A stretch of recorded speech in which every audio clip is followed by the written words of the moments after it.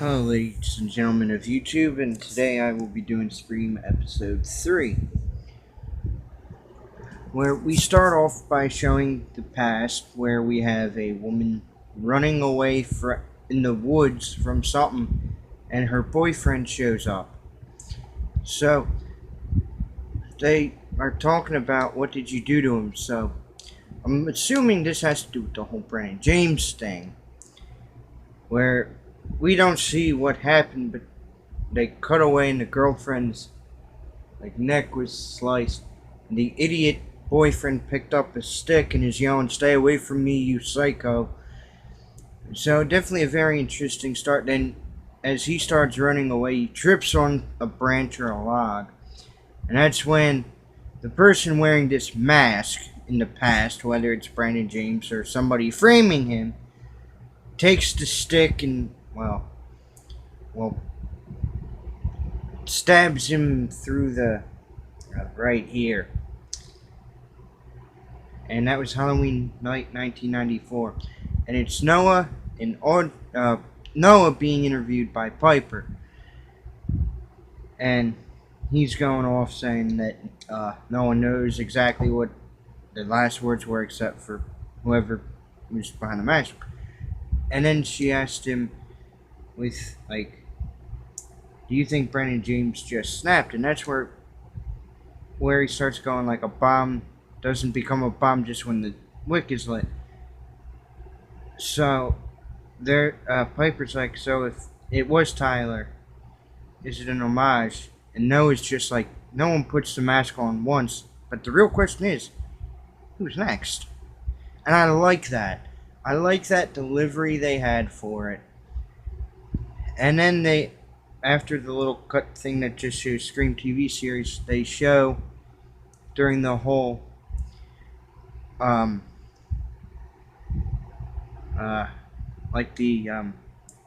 they showed the autopsy of Rachel, where it shows that she didn't kill herself, but she would have had to have been hung from higher, to where that's when how her neck snapped, because it's illogical with where they had found her. But of course we knew that, but the characters don't. So we're on a different side of the fourth wall, so I can't ridicule in that sense because of how that is. So, with that being said, definitely an interesting story up to this point. I give them a lot of effort for trying something new so far. And then right after that, the killer texts Emma and he's like, "Did you have a heart-to-heart with Mom?" Which kind of rings creepy in my opinion, but that is what that is. So, as they cut, it shows, and this is what I hate most with the show, Brooke, I guess, Skyping Seth Branson, the teacher, and yeah, they're talking about, excuse me, I try to be PC and PG, but apparently they're trying to test their tantric limits online from this all. I don't like this angle, and she's talking about she'd rather play a game about leaving a dirty picture into Branson's classroom, which he has to find before anybody else, and I just don't like that angle if you ask me, but that's just me. As I'm doing this as a live recording, I do apologize about anything I do on camera. But, so, she's talking about the whole dirty picture in the classroom, and then hangs the Skype call up. So, and then we cut again to showing Jake going into some part of the woods looking for something. What he's going to be looking for, I'm not 100% sure. At this point, as I'm doing it as a live recording, just recording it while I watch this time around. So he pulls up this box, which he's like, oh crap. Like there's a big problem. Like whatever was in the box could lead to something involving him to being guilty with these crimes.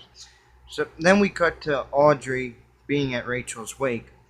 And this is where I like it here because it shows that nobody in Rachel's family really was paying attention to Audrey.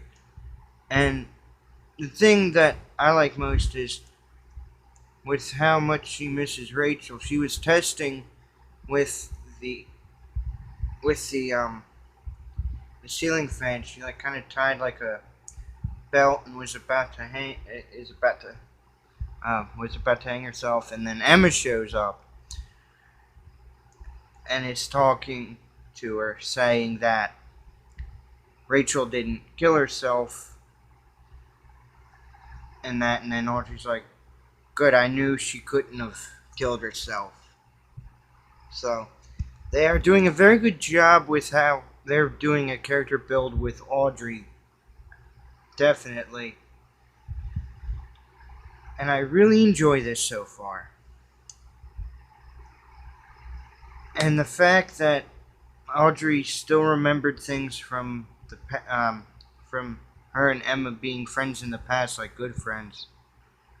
When she was talking about how she doesn't know exactly what's going on, but she does a hair twirl thing. And I like that they're showing little signs of minor detail here and there, and I like that. It shows that they're trying, and I like when it shows that things are trying, and I give them a lot of credit for it. They're doing a very good job with it, in my opinion.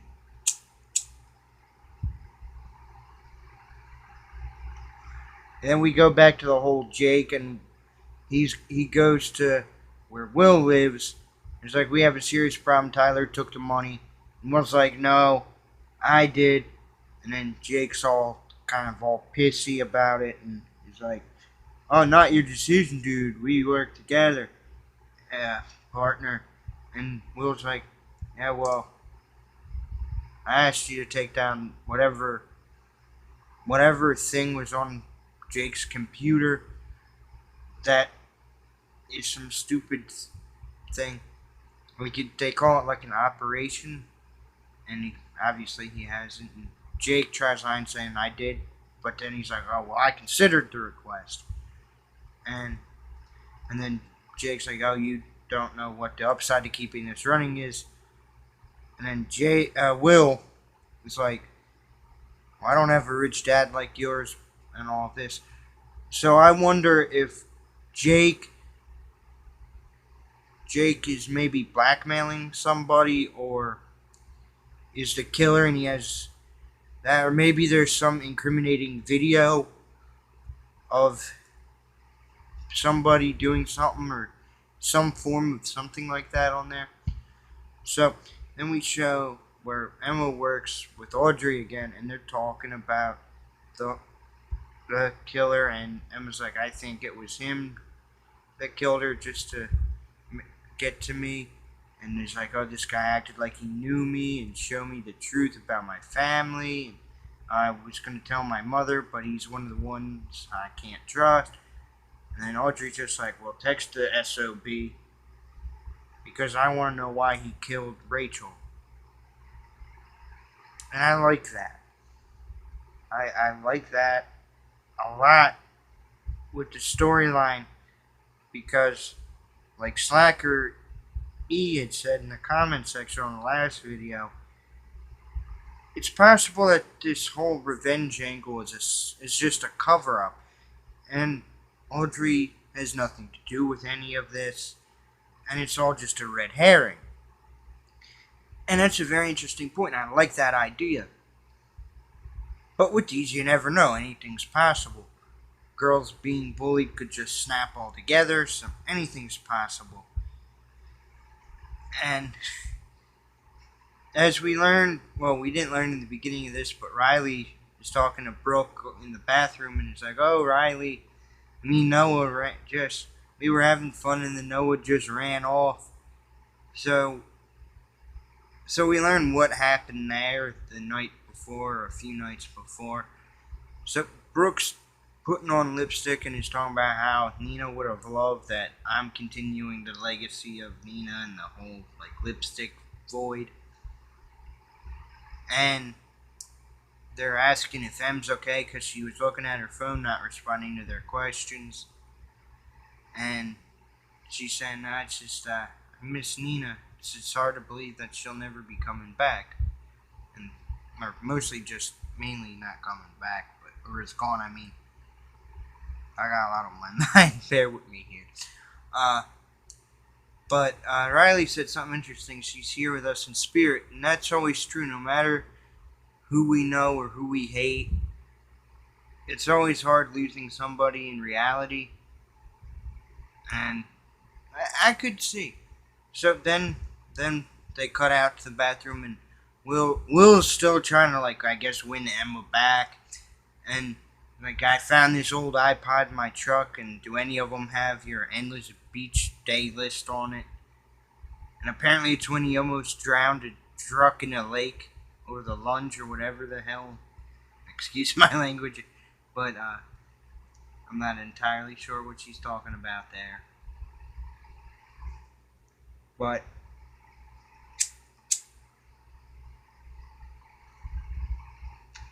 he's like, "Oh well, so if you don't want it, I'll just keep it then." And she's like, "No, sentimental value, you know." So she kind of keeps it. And off in the distance, they show Kieran, and he's just looking at it, and he has this weird like Billy Loomis vibe look to him, like something was off. And I like that a lot in there. It rings true to a lot of things. So then we go to Branson's class where he's looking through while trying to teach, looking for that picture that Brooke was talking about, which I don't like. So they're talking about like volatile relationships can be a tragedy.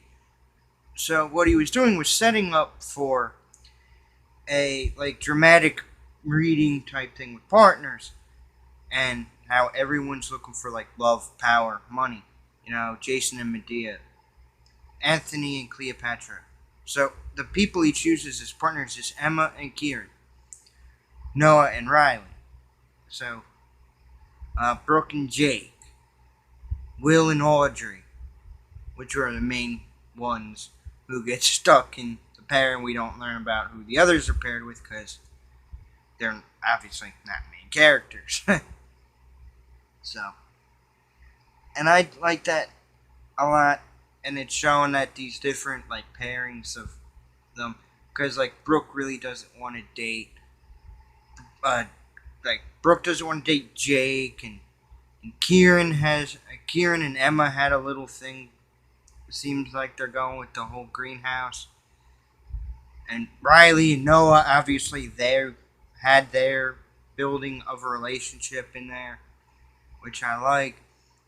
And then they cut to Kieran and doing some weird movie line I've never heard of. So she's like, they're pretty much like at this point agreeing to, like, Kieran's gonna come over with the Brandon James files because his father's usually at work late because of everything that's been going on with that. And definitely enjoying that form of the angle. I give them a lot of credit there on that. So they do that. So I think that's cool that they're going to try to figure out that she's going to try to figure out who possibly how her mother was involved.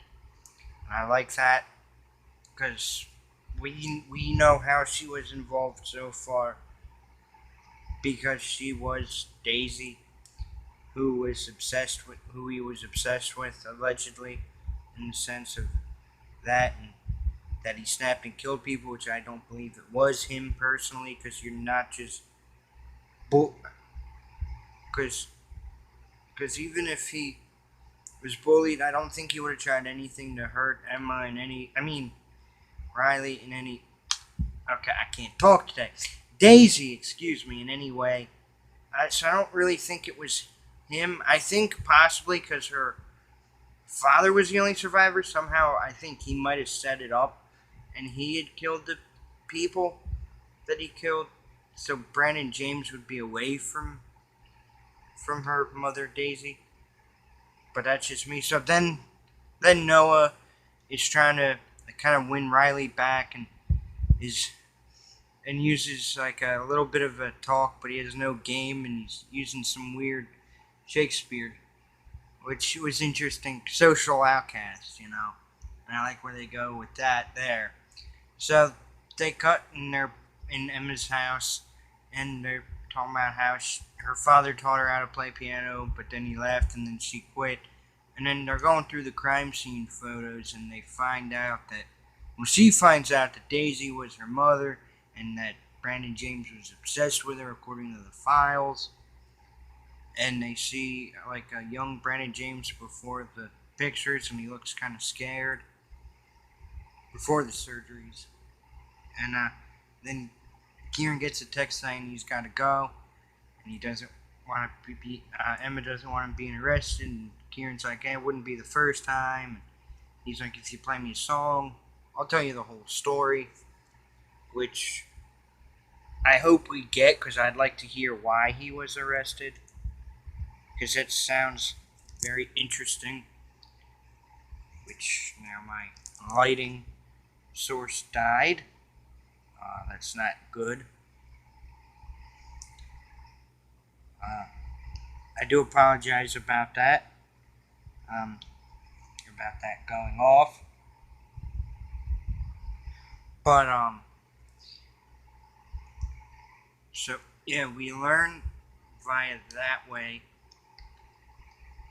that her mother was Daisy from that sense, and then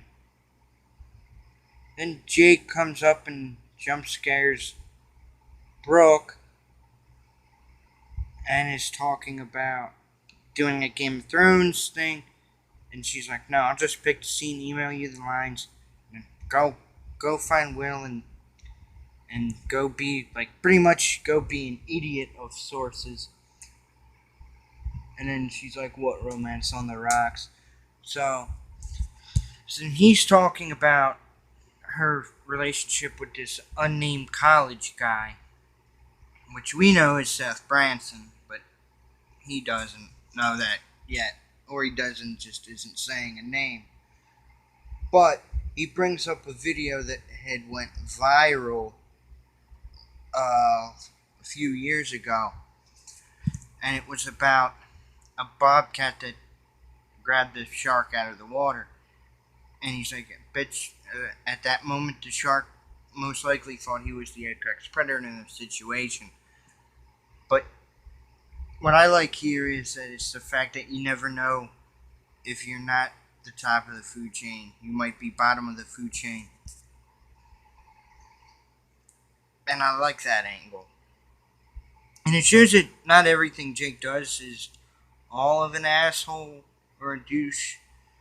But he has that bad tendency, and I do apologize with my language. It's just how I am personally when I speak. I've actually held off a lot of worse things that I usually would say. So, and she comes, so we cut back, and Emma's already home from school, and her mother comes home, and it's like, "Why didn't you tell me that you were Daisy?" "Oh, I was just trying to protect you, and there were things I just didn't want to answer, and it happened a long time ago." And Emma's just like, "Well, you're not trying to protect me, you're trying to protect yourself." Because, and goes off saying that, "Well, whoever sent that is the same creep who called me." So, obviously, now we know with this that whoever is the killer, he or she, knows about her past. So, it could. So, the odds of a revenge angle are really dwindling low with that now, with that information that we just found out. So, I do give them that for that prop credit. And then She's asking why the sheriff is looking for Dad. She won't answer. And yeah, Emma kind of just is like a little annoyed, like, oh, great, like how kids are when their parents are being stupid. So then we cut to Noah and Riley. And they're talking about the whole zombie thing, like, oh, I never understood, like, brains in a freezer, Brains are better at brain temperature, ask any zombie. So he takes her to where he works, which is I guess you could say like a video game store, but but also sells like other things, not just like video games, but all forms of games and posters and stuff. So I like that. So this goes into what they're talking about with the whole program, because when they couldn't decide on what to do for a movie, that some of the best drama is in video games, which is the truth. Because when you play The Last of Us, I'm sorry, I know I love like Fallout and Elder Scrolls and other things, but The Last of Us, that opening is just heartbreaking, and even he says that. And it's cool that they have that kind of like pop culture in there, and then they start to kiss, and the killer calls Emma, and it's like, I'll talk to you when I want instead. Like, don't text. I'm not gonna go off when you want me to. Like, I'm not gonna. Like, it's my rules, not your rules. So then she's like, oh, I'm done playing your game. And then he's like, well, I'll just find somebody else to play with in a text message. And now things are going to really pick up. So does this mean, and like I said, as I'm doing this as a live thing, does this mean that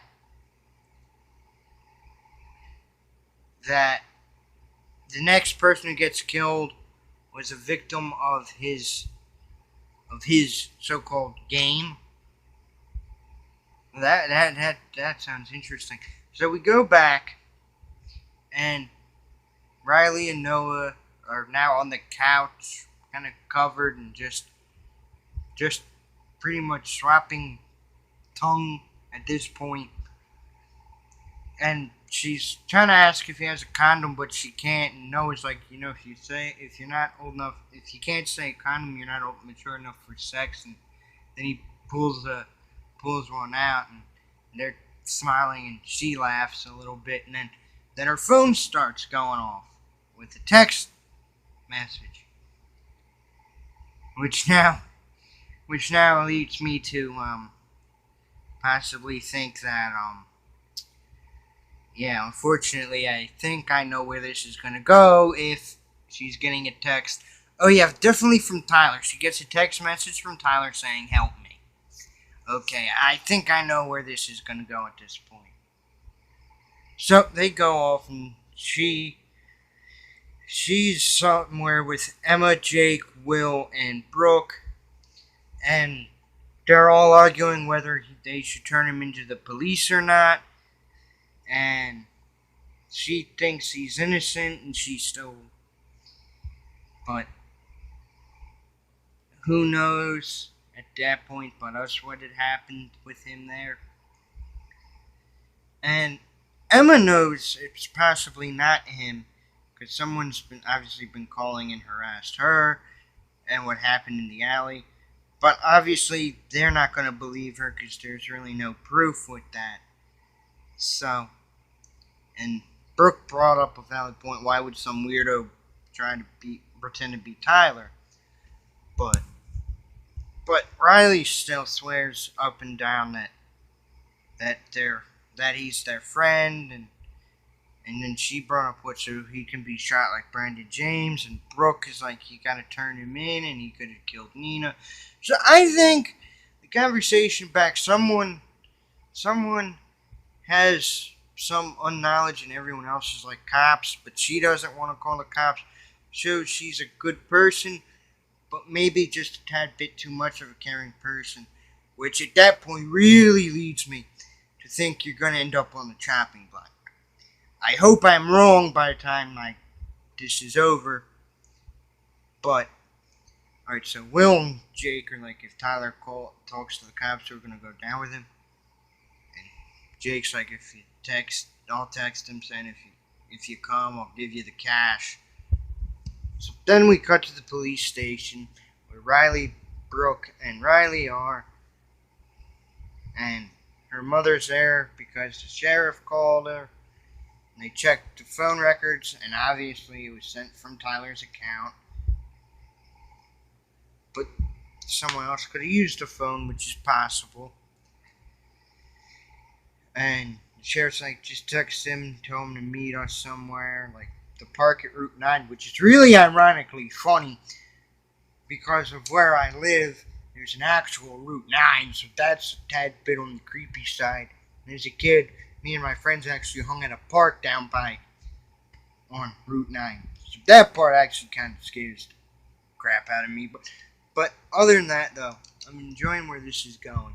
And Brooke's like, oh, I'd do it, but he knows that I'd set him up, and he knows you're an angel. And the sheriff's like, oh, you're feeling like you're betraying your friend, but if he's innocent, now's his only chance to prove that he's innocent.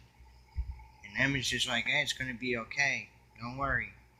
And then Riley's like, are you trying to convince me or you? And then Emma kind of has just a blank stare. And so we go to Jake and Will.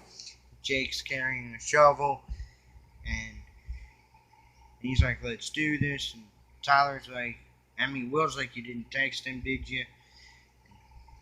And Jake's just like, you're detecting like a lack of trust, and that's hysterical. And then he's like, oh, well, this is Nina. And finds out, and he says to Will, you didn't bear the cash here. And then Will's like, oh, I'm not going to risk everything. And this is where we find out now it's blackmail drama. So, and then Jake just grabs a shovel like he was about to whack Will with it.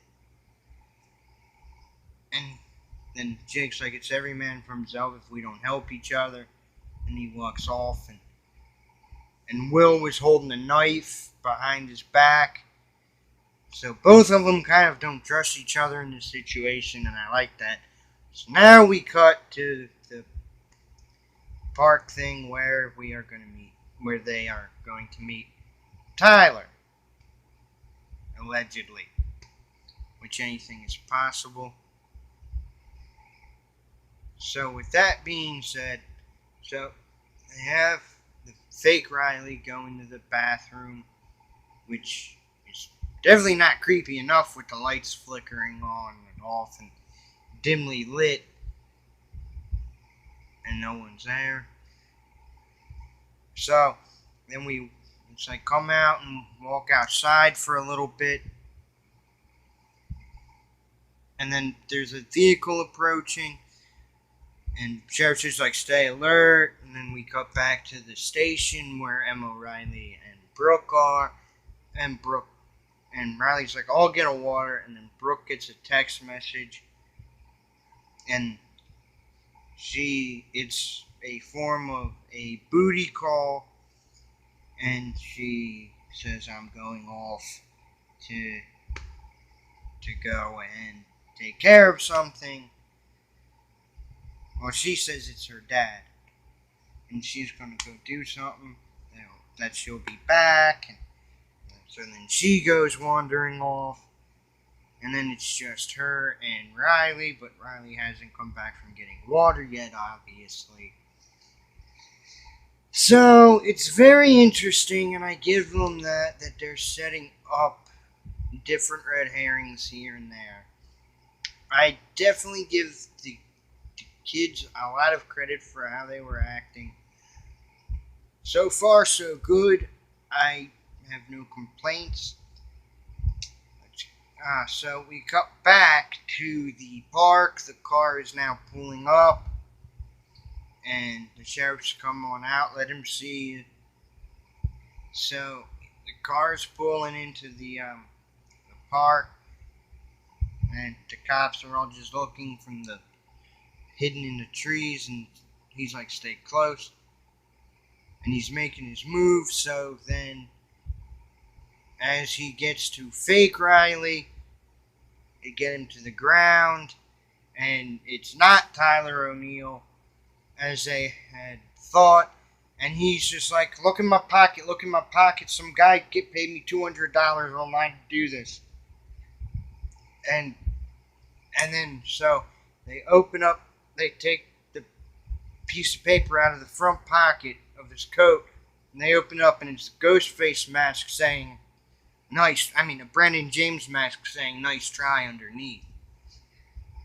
So then we cut back again to the station, where Riley is now coming back after getting some water, and Emma's like, talk to me, I know something's not right, talk to me, what's wrong? And it's like, Noah, and she's like, oh, we were having this amazing time, and I left, and Jake's right, it was harsh, and she's like, I like it, I really like him, and Emma's like, hey, he'll probably give you a second chance. And then the mother comes up saying that Tyler set him up, and then Riley's like, Tyler would have said he'd be there. And now Emma realizes Brooke is missing, and now we see that Brooke is in some hotel room, and there's some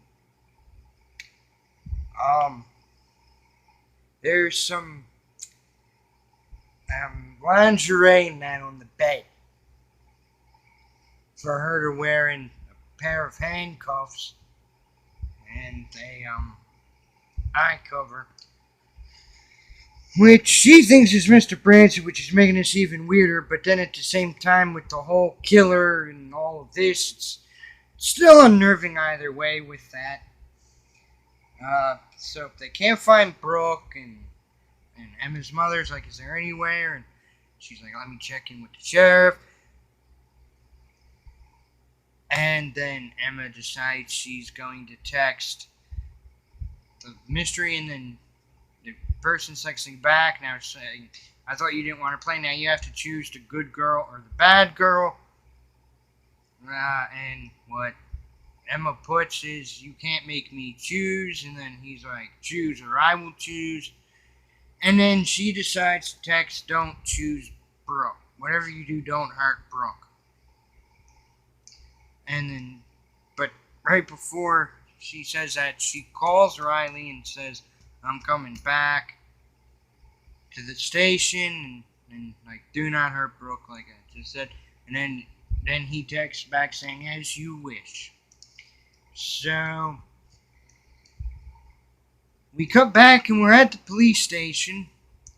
Riley's just sitting there and gets a text message from Tyler, and it's saying, I'm outside at this point. And she's like, she's like, come to the sheriff's station, I trust you, and I trust you too. And then she just walks outside like an idiot, not even grabbing like a deputy or someone else. She just decides to walk out alone.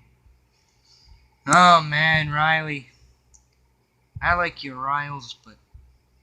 And then, as we know, Emma had put don't hurt Brooke, so we now cut back to Brooke, to where she's obviously thinking it's Mr. Branson. They text her, and then we cut back to Riley, who just exited the sheriff's station, police station, whatever you want to call it. She's looking around, doesn't see anything, but she looks behind her and sees Tyler's car. And then again, we cut back to Brooke, who now handcuffed herself to the bedpost and is just sitting or laying there patiently for nothing. So then Riley's walking towards the car when we cut back to her, and then out of nowhere we just see a black suit and a knife kind of come out on the side, and she's like, Tyler, and she's like, I'm here, where are you? Right here is the response. and then he tries swinging, and she's running, screaming, goes to the, I guess you could say, like the back of the building, and as this Brandon James masked guy is walking along the metal posted fence, he glides the knife along, making that like your kind of like your Kruger type thing. So then she climbs the ladder, and as she's climbing, he stabs her right in the leg, and I forget uh, the artery or the vein that it is in the leg where she got stabbed, but it's one of the vital veins we have in our system, and so it's pretty much just leaving her up there to die. Because in order to survive that, you'd have to get immediate medical attention. So she's on top of the thing banging for help. The janitor has headphones on, and then Noah ends up calling Riley, and while he's while she's there, she's begging for help, and he's trying to he's trying to keep her up because he doesn't know where she was stabbed, and and he's like, stay with me, like, and he's like, what can you see in all of this? And she's bleeding out bad because of that artery where you die within 2 minutes. And all the last words she pretty much has to say is, I can see our stars. And, yep. Oh my god, man, it hurts. It hurts. Riley never deserved that, man. And I feel really bad for Noah. And Noah's just like Riley trying to get an answer after that. And then we cut back to Brooke, and she's just kind of all pissed off, not knowing what's happening, and realizes that Emma was texting her all this time and never replied, and Emma and all the cops come back, and Brooke calls, and pretty much only Brooke says to her, "Oh, it was a nightmare of my own, and it might not be safe." And she's like, "Trust me, it's too safe." And now Emma and her mother knows that that Riley's gone, and Emma calls the number and is like, "Everybody stop!" And unfortunately, they find Riley on top of the police station, and they're like, "We found Tyler O'Neill. He's along the bridge, and all these cops are swarming to this bridge, and at the bottom, in the small tiny bit of what's left of the lake, is the car. It's on fire. The sheriff gets out and kind of runs towards it, and the car just explodes." And they had found the mask, but right before that, they cut to the top, and Emma's just it's the top of the roof and shedding tears, and I didn't mean to choose, and oh man, it hurts just seeing Riley dead. All right, so with that being said, with that being how it ended, I would say the best part of this episode and was probably just that little bit of time that Riley and Noah got to spend together throughout the whole episode. Whether it was just talking about possibly, like doing the exorcism, like the power of Christ compels you. That very dramatic. Or sitting there for a little bit just talking about how, like, as long as you don't eat my brains out, I'll be fine in that. And talking about the most dramatic stuff can be in video games, It really hit it home, and the saddest thing was really for me so far. And I don't mean this to be negative because Rachel, we didn't really get to know Rachel that much like we did Riley through 3 episodes, and Rachel really only through kind of one before she had died, and a little bit in 2 because the very opening. But personally, for me, I think that death hit me the most so far, especially. And I know it was under different circumstances, and I don't usually like to go into realism with things, but I had lost a loved one, not not in the same manner. Obviously, I wasn't being chased by a movie killer or a TV show killer in that sense, but I lost mine due to a drunk driver and all of that, and it was just bad.